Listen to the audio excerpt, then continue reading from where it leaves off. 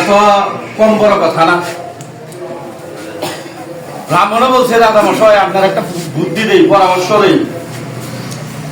পরামর্শটা হইল আপনার আবার যখন চুল বড় হবো ওই নাফি কে কাটার না কম যে গাছের করে বইছিলেন পরের গাছে আরেকটা গাছের করে হয় চুল আবার বড় হয়েছে। ব্রাহ্মণের পরামর্শ অনুযায়ী নাফি আমার চুল কেটে দাও।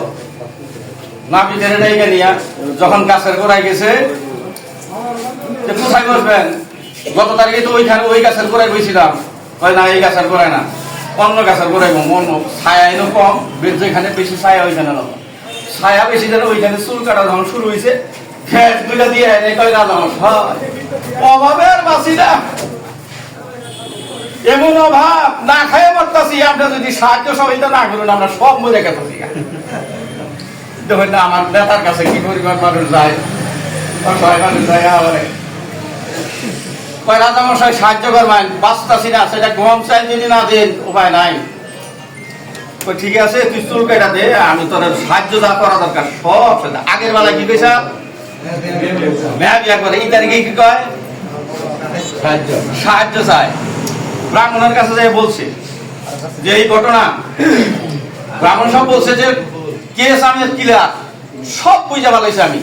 রাজামশাই 40টা কামলা নই, 40টা কামলা নই, যে গাছের গোড়ায় বইটা প্রথম চুল কাটছিলেন ওই গাছের গোড়া কোথাও লাগবো, তখন ওই গাছের গোড়া 40টা কামলা নয় যখন খোদা শুরু করছে 2 হাত খুঁজে যায় নাই, সোনার কলসি একটা বাইরে গেছে। খুঁজতে খুঁজতে খুঁজতে খুঁজতে 40টা সোনার কলসি বাইর করছে।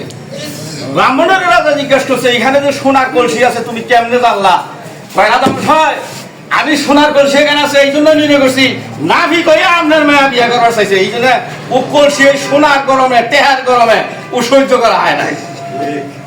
সাথে ভুয়াপুর 0 গোলে আজাদ ভাই 10 গোলে জয় হবে ইনশাআল্লাহ।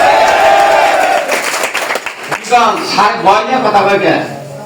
যদি জিততে পারি আমরা কথা কইতে পারা ইনশাআল্লাহ কথা কি কর, আমরাই জিততে পারি না ইনশাআল্লাহ বিপুল ভোটের ব্যবধানে ইনশাআল্লাহ জিতবে।